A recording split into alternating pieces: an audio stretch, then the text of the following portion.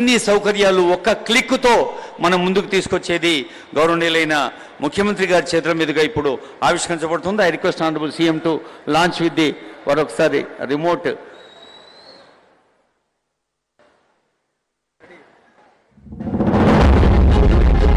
The Government of Telangana has launched an innovative mobile app for public convenience under the Cure initiative. Now you don't need to open multiple websites to pay government bills. Cure One, Common Unified Billing and Collection System is all you need. Pay bills for JHMC, Hyderabad, Malkajgiri Municipal Corporation, TGS PDCL, HMW SSB and Hyderabad Traffic Police right here. Just enter your mobile number and log in with OTP once.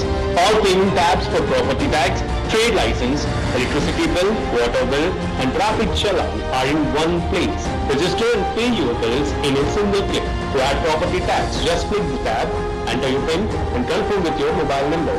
The app also offers smart features like instant receipts, payment history and pending dues tracking.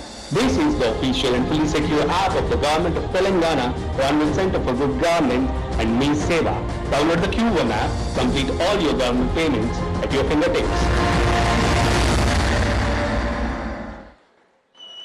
ఈ అద్భుతమైన సదుపాయం అందుబాటులోకి తీసుకొచ్చిన honourable CM గారికి గట్టిగా చప్పట్లతో ధన్యవాదాలు తెలియజేద్దాం. ధన్యవాదాలు. ప్రపంచ పెట్టుబడులకు ప్రధాన ద్వారంగా, అనంతమైన అవకాశాల మార్గంగా తెలంగాణ ప్రగతి నమూనా సమకాలీన సాంకేతిక సంక్షేమ అభివృద్ధికి నిశానంటూ సాగుతున్న ముఖ్య అతిథి గౌరవనీయులైన ముఖ్యమంత్రి గారి సందేశం.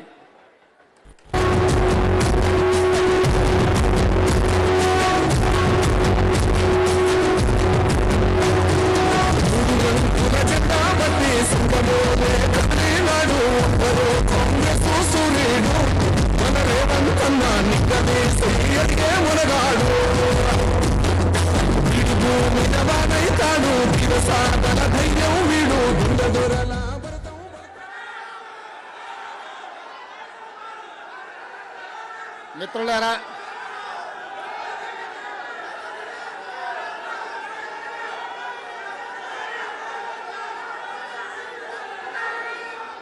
ప్రజాపాలన ప్రగతి ప్రణాళిక కార్యక్రమంలో భాగంగా ఈనాడు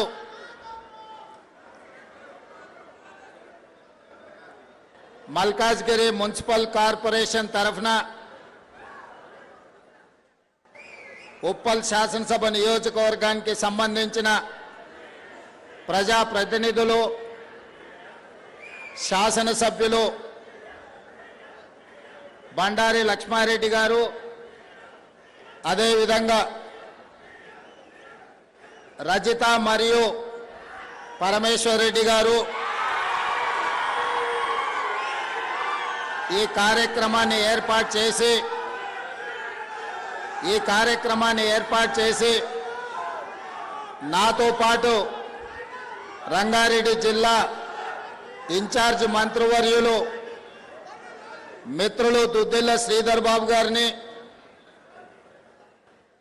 మీ అందరికీ ఈ ప్రాంత ప్రజలకు ఎంతో చిరపరిచితులు వైద్య ఆరోగ్య శాఖ మంత్రివర్యులు పెద్దలు దామోదర్ రాజ నరసింహ గారిని,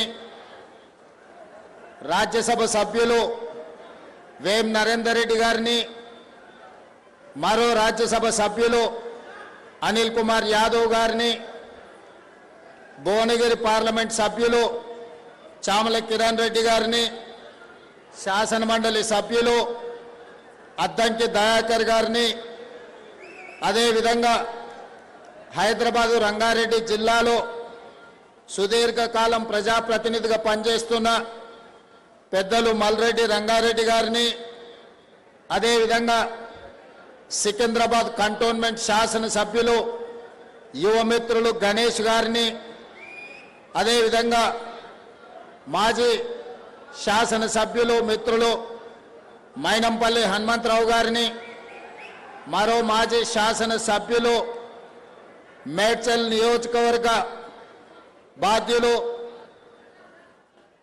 సుధీర్ రెడ్డి గారిని, అదేవిధంగా హరివర్ధన్ రెడ్డి గారిని, అదేవిధంగా మిత్రులు ఈ ప్రాంతంలో ఉప్పల్ ప్రాంతంలో ఉప్పల్ బగాయత్ ప్రాంతంలో మున్సిపల్లో వివిధ బాధ్యతలు నిర్వహించిన మిత్రులు వజ్రేష్ యాదవ్ గారిని, అజయ్ కుమార్ను,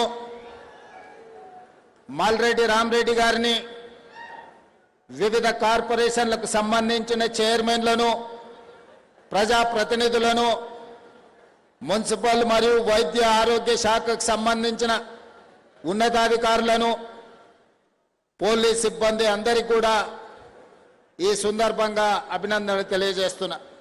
ముఖ్యంగా ఇంత మంచి కార్యక్రమాన్ని ఏర్పాటు చేసి క్రమశిక్షణతో మా ఆడబిడ్డలందరూ వేలాదిగా వచ్చి ఆశీర్వదించి ఈరోజు ఇక్కడ కూర్చున్నందుకు మా సోదరిమణులకు అందరికీ ఈరోజు మనస్ఫూర్తిగా ధన్యవాదాలు తెలియజేస్తున్నా. అదేవిధంగా మా అధికారులకు ఒక సూచన చేయదలుచుకున్నా.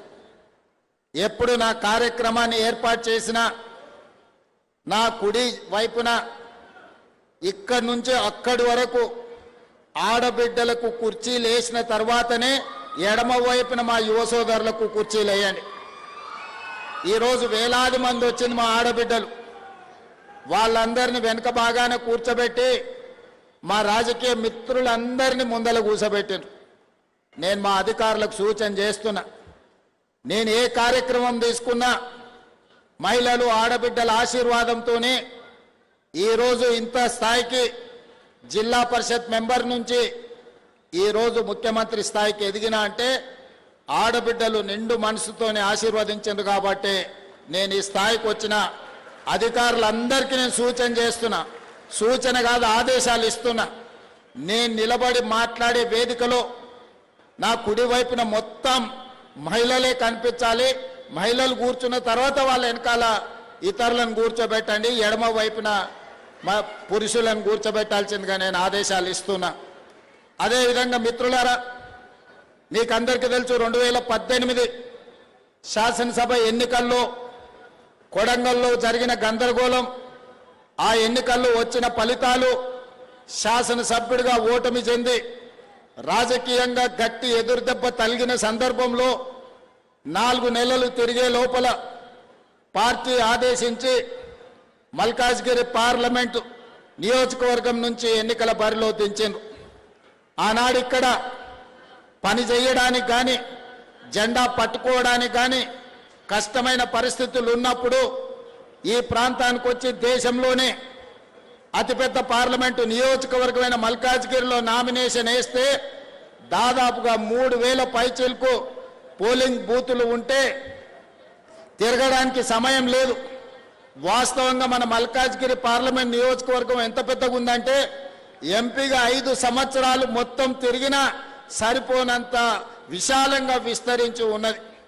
వివిధ జిల్లాలు, వివిధ రాష్ట్రాలు, వివిధ దేశాల నుంచి ఇక్కడ ఉద్యోగ ఉపాధి అవకాశాల కోసం వచ్చి అన్ని రకాల ప్రజలు, అన్ని రకాల ప్రాంతాల వాళ్ళు, భాషలు, ఎన్నో ఆచారాలు ఉన్న ప్రాంతం ఇది. మల్కాజ్గిరి పార్లమెంట్ నియోజకవర్గం అంటే ఒక మినీ భారతదేశం.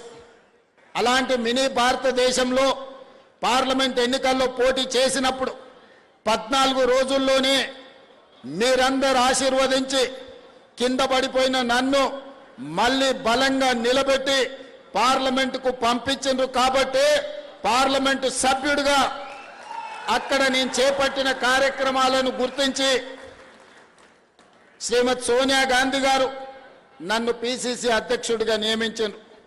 అక్కడి నుంచి తిరిగి చూడకుండా కార్యకర్తల సహకారంతో తెలంగాణ నలుమూలల తిరిగి 4 కోట్ల ప్రజలకు నమ్మకం, విశ్వాసం, ఒక భరోసా కల్పిస్తే ఈనాడు ప్రజాప్రభుత్వం ఏర్పడ్డది.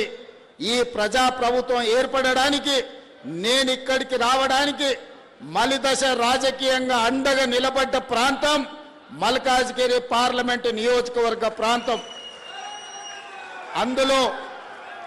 అందులో ఉప్పల్ ప్రాంతానికి ప్రత్యేకమైన స్థానం ఉంది. ఆనాడు మహిళా సంఘాలతో ఇక్కడికి వచ్చినప్పుడు ఒక్క పైసా ఆశించకుండా, ఒక్క హామీ తీసుకోకుండా ఆడబిడ్డలందరూ అన్నా మేమే ఇల్లు తిరిగి బొట్టు పెట్టి నీ తరఫున ఓటు అడుగుతాం, నిన్ను గెలిపిస్తాం, నువ్వు గెలిచిన తర్వాత మా ప్రాంత అభివృద్ధి కోసం మాకు సహకరించమని ఆనాడు ఆడబిడ్డలు నన్ను అడిగాను. కానీ 5 సంవత్సరాలు ప్రజా సమస్యల మీద కొట్లాడుతూ రాష్ట్రం నలుమూలలు తిరుగుతూ ఆనాటి ప్రభుత్వం సహకారం సంపూర్ణంగా అందకపోవడం వల్ల ఈ మల్కాజ్గిరి పార్లమెంట్ నియోజకవర్గంలో మరి ముఖ్యంగా ఉప్పల్ మల్కాజ్గిరి ఈ ప్రాంతాలలో మీరు ఆశించిన మేరకు నేను ఆనాడు అభివృద్ధి చేయలేకపోయినా